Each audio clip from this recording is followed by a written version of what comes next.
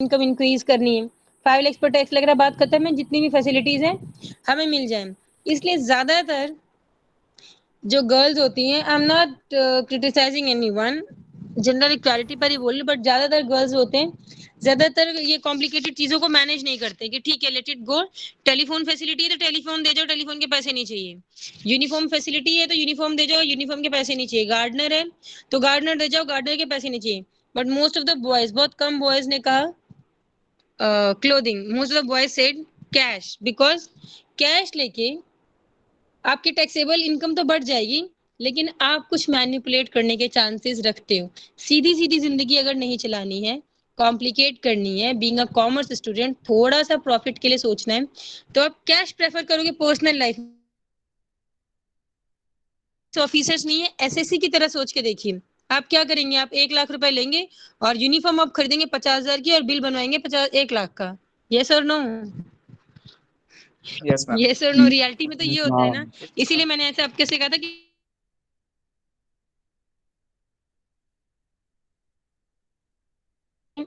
यही प्रेफर करता है कि उसे कैश मिले, कोई क्लोथिंग नहीं लेता है, कोई गार्डनर नहीं लेता है, कहता है पैसे दे दो हम गार्डनर खुद रख लेंगे, लाइक पर्सनल अटेंडेंट नहीं लेता है, कोई भी फैसिलिटी के हम कैश प्रेफर करते हैं, बाकी सब हम खुद मैनेज कर लेंगे, टेंशन हम बियर कर लेंगे, हमें पैसा चाहिए, because we are not developed country, we are developing, यहाँ पैसा मैटर करता है, राइट?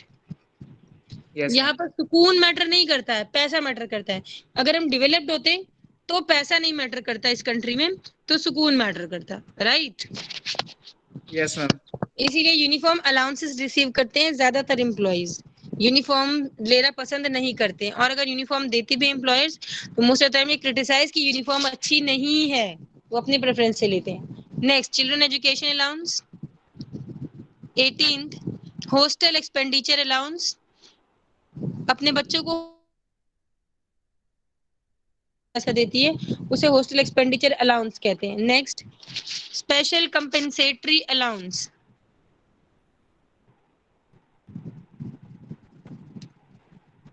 स्पेशल कंपेंसेटरी अलाउंस, अगर किसी भी एम्प्लॉय की posting tribal area, schedule area या एजेंसी एरियाज में हो जाती है, ब्रैकेट में लिख लीजिए, tribal area, schedule area and agency area. Tribal area या ट्राइबल कम्युनिटीज, एसटी कम्युनिटीज रहती है, शेड्यूल एरिया या शेड्यूल कास्ट कम्युनिटीज रहती है, एजेंसीज एरियाज जहां पर धारा 144 लग चुकी हो, 144 या कर्फ्यू लगाओ, दैट मीन्स ऐसी सिचुएशन है जो हैंडल नहीं हो पा रही है अच्छे से, शेड्यूल ट्राइब्स या कम्युनिटीज रहती है, सर्वाइवल बहुत मुश्किल है, शेड्यूल कम्युनिटी कास्ट कम्युनिटीज जहाँ कई जगह रहती है, बहुत भीड़ में रहती है, वहाँ सर्वाइवल बहुत मुश्किल है कि इंसान का, लेकिन वो बेचारे फिर भी रहते हैं, रहते भी हैं, जिंदगी जीते भी हैं, पढ़ते भी हैं और बहुत कुछ ट्राई भी करते हैं। तो अगर किसी भी एम्प्लॉय की पोस्टिंग वहां पर होती है, तो जस्ट बिकॉज उसकी पोस्टिंग वहां होती है कि सर्वाइवल कर सके, उसे अलग से बेनिफिट्स मिलते हैं, अलग से पैसे मिलते हैं उस एरिया में रहने के लिए, वो जो पैसे होते हैं उसे कहते हैं स्पेशल कंपेंसेटरी अलाउंस, लेकिन वो टैक्सेबल होते हैं और सैलरी का पार्ट होते हैं। नेक्स्ट लिखिए, special compensatory hilly area allowance और हाई एल्टीट्यूड अलाउंस। अगर आपकी posting in forces, armed forces में या किसी भी फोर्स में, आप लोगों ने देखा होगा लेह लद्दाख की पोस्टिंग्स होती हैं, मतलब लिटरली हमारे जवान वहां पर मर चुके होते हैं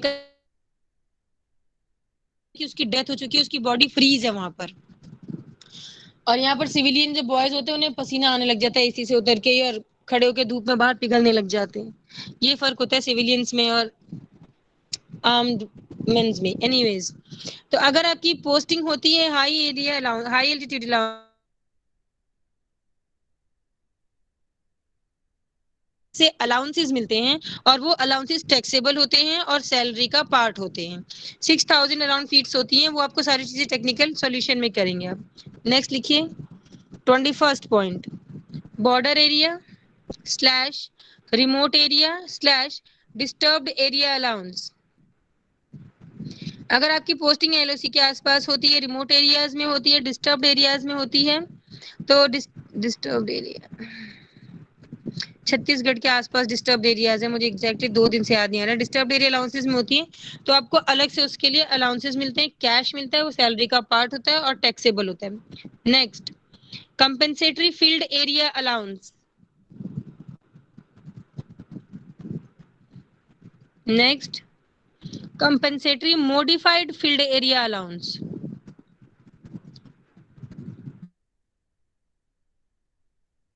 कंपेंसेटरी फील्ड एरिया अलाउंसेस अगर आपकी पोस्टिंग फील्ड्स में होती है, इन्फेंट्री में अगर आप होते हैं तो, और कंपेंसेटरी मॉडिफाइड फील्ड एरिया, वो फील्ड्स किस तरह की फील्ड्स हैं उसके ऊपर डिपेंड करता है किस फील्ड को किस कैटेगरी में रखा गया है। As per to the IPC, as per to the government rules and regulations, modified field है या फील्ड है, तो उसके हिसाब से अलाउंसेस में वेरिएशंस होते हैं। Next, counter insurgency allowance. Next, transport allowance. 26th, allowance to transport employees. Both are two different things. Transport allowance अलग है, plus 26th is allowance to transport employees. अगर आपको पैसे मिलते हैं कि एम्प्लॉइज को, आप लोगों ने एयरलिफ्ट देखी है मूवी अक्षय कुमार की? Yes ma'am. उसमें जैसे वो लेके आता है ना अपनी कंपनी के एम्प्लॉइज को, वो रियलिटी में गवर्नमेंट करती है, गवर्नमेंट अपने एम्प्लॉइज को लेके आती है। जैसे अभी अफगानिस्तान में हुआ तालिबान का, तो वहां से एक एक इंडियन को बुलाया गया है, क्योंकि गवर्नमेंट ऑफ Yes, इंडिया के ma'am. जो एम्प्लॉइज थे एम्बेसी में, उनकी जिम्मेदारी कि उनको लेके आया जाए, तो वो लेके आते हैं। लेकिन प्राइवेट सेक्टर एम्प्लॉइज इस बारे में नहीं सोचते।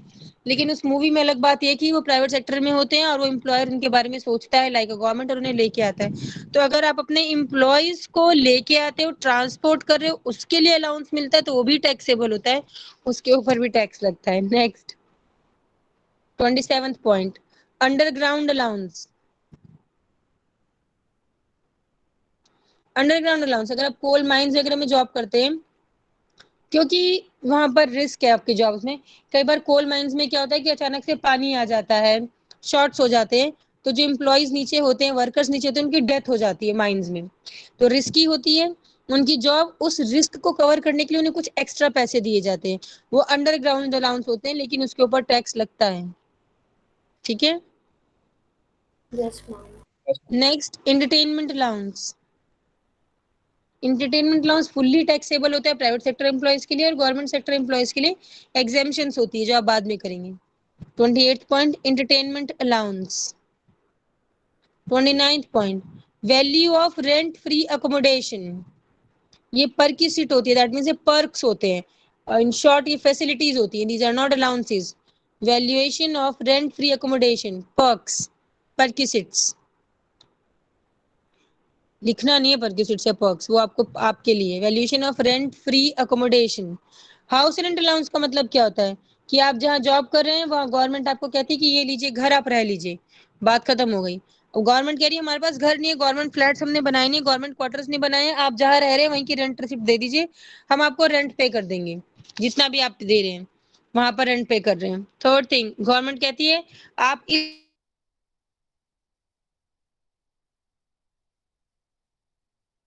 जॉब के लिए गवर्नमेंट ऑफ इंडिया ने फिक्स कर रखा है कि आपको 6,000 रुपए ही एचआरए मिलेगा, 7,000 ही एचआरए मिलेगा। तो वो जो आपका एचआरए, वो आपको उस मकान के लिए मिलता है कि आप वहां रह के जॉब कर सकें, वो आपकी डेजिग्नेशन से रिलेटेड होता है। तो हाउस रेंट अलाउंस का मतलब है कि आपको रहने के लिए ये अलाउंस है, फैसिलिटी नहीं है।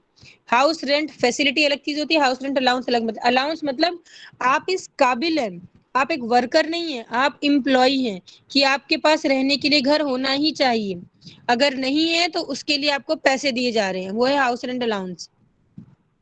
हाउस रेंट फैसिलिटी, आप उस लायक है नहीं है उससे मतलब नहीं है, लेकिन एम्प्लॉयर इतना अच्छा है कि उसको लगता है कि सबके पास घर होना चाहिए, चाहे वो वर्कर हो चाहे एम्प्लॉय हो, उसने आपको पैसे दे दिए। तो हाउस रेंट फैसिलिटी वो फुल्ली टैक्सेबल है, उसमें कोई भी एग्जाम्पशन लिमिट नहीं।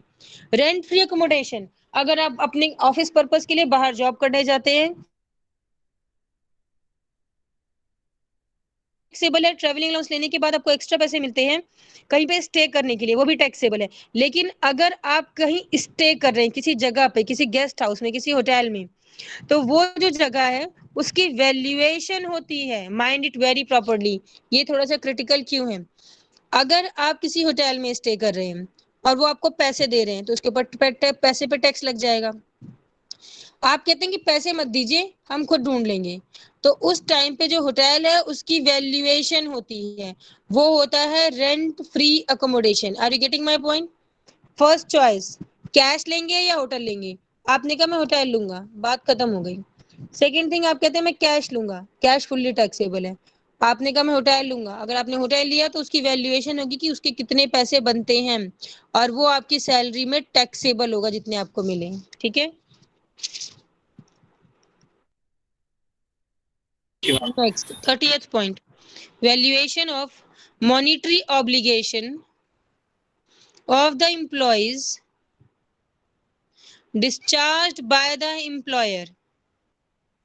अगर एम्प्लॉयर ने किसी एम्प्लॉय को जॉब से निकाल दिया है, कोई भी अल्टीमेटम देके, कोई भी नोटिस देके, लेकिन मॉनिटरी ऑब्लिगेशन बनती है उसके सर्वाइवल के लिए, तो वो पैसे मिलते हैं एम्प्लॉय को, लेकिन गवर्नमेंट उसके ऊपर भी टैक्स लगाती है। Next is taxable. Plus 31, ma'am एक बार रिपीट कर दो 38। Valuation of monetary obligation of the employee discharged by the employer। Ma'am इसको सेवरेंस भी कहते हैं? नहीं, तो मैम सेवरेंस क्या होता है? वो है ही नहीं, इनकम फ्रॉम सैलरीज में टैक्सेबल अलाउंसेस या फैसिलिटीज में नहीं है वो। अच्छा, कहाँ पढ़ा है आपने, किसकी सैलरी की बात कर रहे हो? नहीं मैम, मैंने ऐसे ही मतलब मूवीज वगैरह में देखा था, एक चीज सेवरेंस होती है कि जैसे कभी फायर कर देते हैं किसी एम्प्लॉय को, तो फिर हाँ वो ठीक है, हाँ मैं समझ गई आपकी बात। ठीक है, वो बाद में कंपनी कंपनसेशन लॉ में आप शायद वो कवर कर लेंगे। लेकिन आप लोग जब बच्चे टैक्स पढ़िएगा ना, तो प्लीज बिजनेस एंड प्रोफेशन में या share investment in stock market जब आप लोग पढ़ते हैं, तो आप लोग पता है क्या करते हैं, आप लोग अपने आप को उसमें इन्वॉल्व कर देते हैं। ये एक अच्छी बात भी है कि आप उस चीज में एकदम डेप्थ में उतर चुके हो, you are just swimming in a pool, आप उसमें हो उस टाइम पे। लेकिन इतना मत इन्वॉल्व हो जाओ कि आप अपने पॉइंट से हट जाओ। ये इनकम टैक्स आप पढ़ रहे हो वो चीज कि आप जब इनकम टैक्स ऑफिसर बन जाओगे तो किसी के ऊपर टैक्स लगाओगे। अब आप एसएससी की तरह सोच रहे हो कि अगर आपको जॉब से निकाल दिया गया तो एम्प्लॉयर ये पैसा जो देगा क्या उस पर भी टैक्स लगेगा? तो इन शॉर्ट मैं आपको बताऊं, ऐसा कोई भी पैसा नहीं है जिस पे गवर्नमेंट ऑफ इंडिया, आपको कहीं से भी पैसा मिलेगा, वो सैलरी हो, हाउस प्रॉपर्टी हो, कैपिटल गेन हो, बिजनेस एंड प्रोफेशन हो, सैलरी का पार्ट नहीं होगा तो हाउस प्रॉपर्टी में आ जाएगा, हाउस प्रॉपर्टी में नहीं है तो कैपिटल गेन में आ जाएगा, लेकिन गवर्नमेंट उसके ऊपर टैक्स लगाती ही है। आपको कहीं से कोई सा पैसा मिल जाए, कुछ भी नहीं बचता जिसपे टैक्स ना लगे, टैक्स लगता है। ठीक है, ठीक है मैम। नेक्स्ट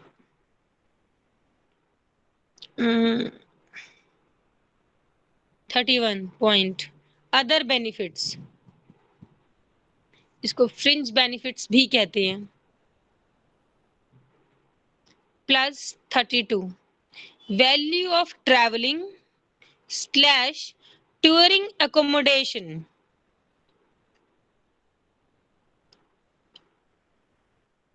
आपको रिफ्रेश होने के लिए, करने के लिए और अलग से टूर पैकेजेस भी देती है। अगर आपको कहीं ऐसे, बिकॉज इट बिलीव्स कि अगर किसी का एंटरटेनमेंट होता है एक टाइम ड्यूरेशन पे, एक इंटरवल पे, तो वो अपने काम पर ज्यादा फोकस कर पाता है। इसीलिए एलटीसी टूरिंग अलाउंसेस जो है गवर्नमेंट जॉब्स में मिलते हैं, प्राइवेट जॉब्स में भी आजकल बहुत जगह एमएनसीज में मिलते हैं। तो जो टूरिंग अकोमोडेशन है उसकी जो वैल्यूएशन है कि आप कितने लग्जरियस होटल को 10 दिन एंजॉय करके आए हो, उसकी वैल्यूएशन एक पर्सन के हिसाब से कैलकुलेट होती है और आपकी सैलरी में ऐड होती है। Next, value of free food and non alcoholic food, obviously value of free food and with non-alcoholic items।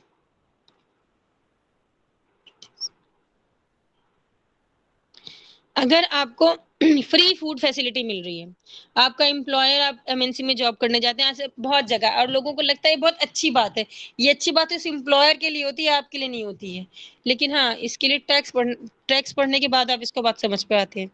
अगर आपको फ्री फूड फैसिलिटी मिल रही है, आप लंच नहीं लेके जाते हैं बिकॉज आपके ऑफिस की कैंटीन फ्री है, डिनर नहीं लेके जाते हैं, ब्रेकफास्ट नहीं लेके जाते हैं, 24 आवर जो है वो सारी फैसिलिटीज आपको अवेलेबल है, तो उस फ्री फूड की फैसिलिटी के चार्जेस जो हैं वो आपकी इनकम फ्रॉम सैलरीज में ऐड होते हैं।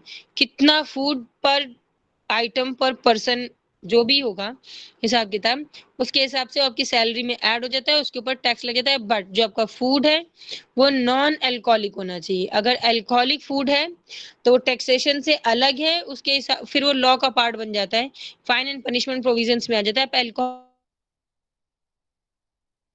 नहीं कर सकते हैं। नेक्स्ट, अगर आप लोग कभी भी किसी ऑफिस पार्टीज में जाते हैं, कॉर्पोरेट्स में थोड़ा सा अलग कल्चर हो गया, कुछ कॉर्पोरेट्स में, हर कॉर्पोरेट में नहीं, जो थर्ड लेवल के कॉल सेंटर्स होते हैं and they call them as the corporates, there's a difference between the call centers and the corporate sector, okay? कि what do you mean corporate sector, that means आप master degree के बाद जाते हैं और managerial level पर job पर जाते हैं, और कॉल सेंटर का मतलब कुछ अलग ही हो जाता है। वो आप लोग समझ जाएंगे थोड़ी देर में जब आप जॉब करने जाएंगे। तो अगर आप वहां पर पार्टीज अटेंड करते हैं, most of the people said कि कॉर्पोरेट कल्चर है कि आपको वाइन ड्रिंक्स लेनी पड़ती हैं, ऐसा कुछ भी नहीं है। ऐसा कुछ भी नहीं है। ऐसा नहीं कि कॉर्पोरेट कल्चर में आपको वाइन ड्रिंक अल्कोहल लेनी पड़ती है, एक ट्रेंड है, कुछ भी नहीं। कॉल सेंटर का ट्रेंड है, कॉर्पोरेट का नहीं है। अगर आप अल्कोहल लेते हैं फ्यूचर में, गवर्नमेंट जॉब्स में जाते हैं, गवर्नमेंट सेक्टर्स में जाते हैं, आपकी पिक्चर्स वगैरह हैं, तो वो आपको उससे कोरिलेट कर दिया जाता है बिजनेस लॉ में। अगर कहीं फ्यूचर में कभी भी आप किसी भी केस में फंसते हैं, तो आपका एक पिक्चर, वो सिर्फ आपका एक पिक्चर कोर्ट में कंप्लीटली आपके अगेंस्ट खड़ा हो जाएगा। इसीलिए जो हायर सीनियर पोजीशंस पर होते हैं वो कभी भी ऑफिशियल पार्टीज में ड्रिंक नहीं करते, पार्टीज थ्रो करते हैं, लेते नहीं है, एक्सेप्ट नहीं करते हैं। अगर वो किसी ऐसे सेक्टर में किसी अच्छी डेजिग्नेशन पर हैं तो। Next, value of any gift, comma voucher और टोकन। अगर आपकी कंपनी आपको कोई भी गिफ्ट दे रही है, कोई भी वाउचर दे रही है, कोई भी टोकन, उसने आपको कहा कि आपको सैलरी में 1 लाख रुपए दूंगा और आपको दूंगा 25,000 रुपए का वाउचर, मतलब शॉपिंग कर सकते हो 25,000 रुपए से, कोई भी शॉपिंग, फूड आइटम्स की, क्लोथिंग की, कोई भी शॉपिंग कर सकते हो, और आपको सैलरी 1,25,000 नहीं दूंगा, ठीक है? तो वो जो वाउचर है 25,000 का, वो भी टैक्सेबल है, आपकी सैलरी में ऐड होगा और टैक्स लगेगा।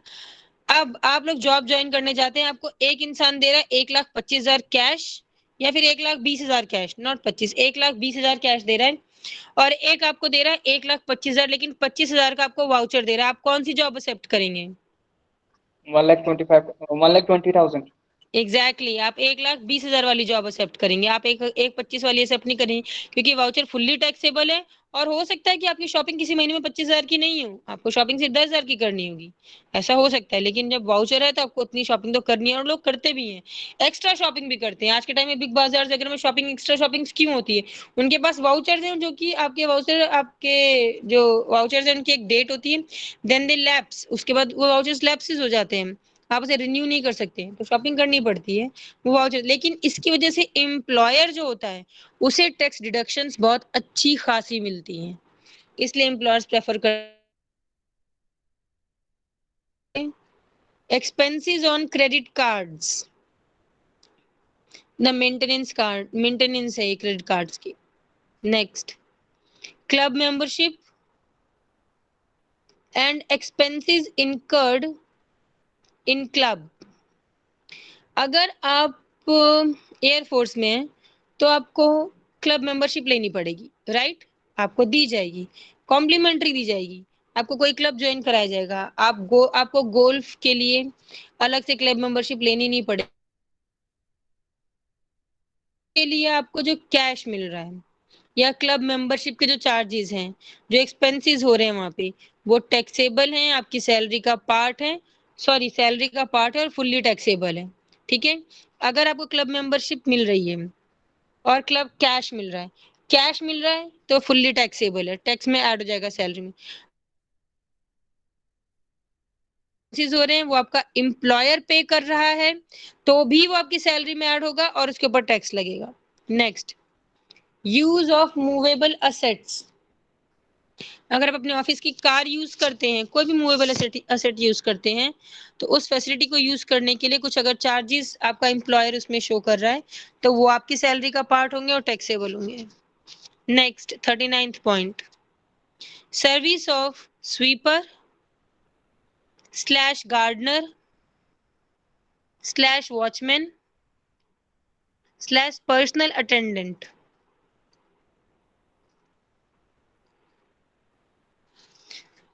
तो अगर आपको sweeper, gardener, watchman, personal attendant की फैसिलिटी मिल रही है, कोई दिक्कत नहीं है। अगर कैश मिल रहा है तो वो कैश जो है सैलरी का पार्ट है, उसके ऊपर टैक्स लग जाएगा। हेल्पर अलाउंस अलग होता है। हेल्पर अलाउंस का मतलब होता है कि जो आपका असिस्टेंट टू दैट पोस्ट, अगर आप आई ऑप्टोमेट्रिस्ट हैं, आप आई सर्जन हैं, तो assistant to the eye optometrist आपको असिस्टेंट मिलता है for handling your seizure, for handling your knives, handling the blood pressure things, handling so many things. वो आपकी जरूरत है। ऐसा नहीं हो सकता है कि आप उस टाइम ब्लड प्रेशर भी मेंटेन करें, वेंटिलेटर भी ऑपरेट करें, सीजर वगैरह भी उठाएं, कौन से कितने साइज की है, कहाँ ऑपरेशन करना है, so on blah blah blah and जो भी कुछ है। तो ऐसा नहीं है, वो आपकी नेसेसिटी है। तो अगर आपको असिस्टेंट मिल रहा है, वो है आपका हेल्पर, और वो हेल्पर अलाउंस होता है। लेकिन अगर आपको अपने पर्सनल स्पेस में, मैं प्रोफेशनल स्पेस की बात कर रही हूँ, प्रोफेशनल स्पेस में अगर कोई मिलता है तो हेल्पर है। अगर पर्सनल स्पेस में मिल रहा है कि आप अच्छे घर में रहते हैं, मेड मिल रही है, ड्राइवर मिल रहा है, सर्वेंट मिल रहा है, गार्डनर मिल रहा है, स्वीपर मिल रहा है, अटेंडेंट मिल रहा है, ऑर्डरली मिल रहा है, पर्सनल अटेंडेंट, तो वो अलग चीजें होती हैं और both are taxable. Use of motor car, word motor car ही लिखना, सिर्फ कार मत लिखना, बिकॉज मोटर का मतलब होता है जो आपकी हॉर्स पावर होती है 1.6 क्यूबिक लीटर कैपेसिटी से अबव है या बिलो है, उसके बेसिस पर जो मोटर डिफाइन करती है कार की इंजन कैपेसिटी को, उससे रिलेटेड है क्वेश्चन कि कितने पैसे उसमें चार्ज होंगे। ठीक है, Yes, ma'am. Yes, ma'am. Next लिखिए 41, गैस और इलेक्ट्रिसिटी फैसिलिटी। अगर आपको आईजीएल वगैरह की गैस मिलती है या कोई भी गैस मिलती है आपको, उसके लिए पहले इंडियन कोल सर्विसेज में, कोल माइंस वगैरह में गैस फैसिलिटी फ्री होती थी, इलेक्ट्रिसिटी फैसिलिटी फ्री होती थी। तो अगर फैसिलिटी आपको मिल रही है तो फुल्ली टैक्सेबल है। लोगों को लगता है कि हमें फ्री मिल रही है, लेकिन उनकी सैलरी का पार्ट होती है, उस पर टैक्स लग रहा होता है। Next, valuation of education facility. Next, valuation of LTC, leave travel concession, LTC/LTA, leave travel assistance. That's it. बाकी कल, अब आपके कितने अलाउंसेस हो गए? 43 अलाउंसेस हो गए, राइट? Yes, ma'am. आपके 9 अलाउंस कल Yes, मैं ma'am. लिखवाऊंगी, कल मैं 9 अलाउंसेस लिखवा दूंगी आपको जो भी है। उसके बाद थर्ड पेज पे, 2 या 3 पेजेस पे आ गया होगा, उसके बाद नेक्स्ट पेजेस पे इन अलाउंसेस के आपको सॉल्यूशन लिखवाऊंगी। ये अभी सिर्फ अलाउंसेस के नाम है, उसके बारे में क्या है, उसकी ट्रीटमेंट क्या है, अभी आपको ये पता चला है। उसके बाद आप सॉल्यूशन करेंगे कि फॉर एग्जांपल अगर एंटरटेनमेंट अलाउंस है तो उसका एग्जाम्पशन इतना है, अगर क्लबिंग मेंबरशिप है तो फुल्ली टैक्सेबल है, उसका इतना है। ट्रैवल अलाउंस में 1600 रुपए जो है वो एग्जाम्पशन नॉर्मल पर्सन के लिए है, 1600 और 1600 हैंडीकैप्ड के लिए। कहाँ पे? गवर्नमेंट एम्प्लॉयज के लिए, कहाँ पे प्राइवेट सेक्टर को परसों से कराऊंगी। ठीक है, कल से मतलब स्टार्ट हो जाएगा, तो आप कल इसके पीछे सॉल्यूशन लिखना शुरू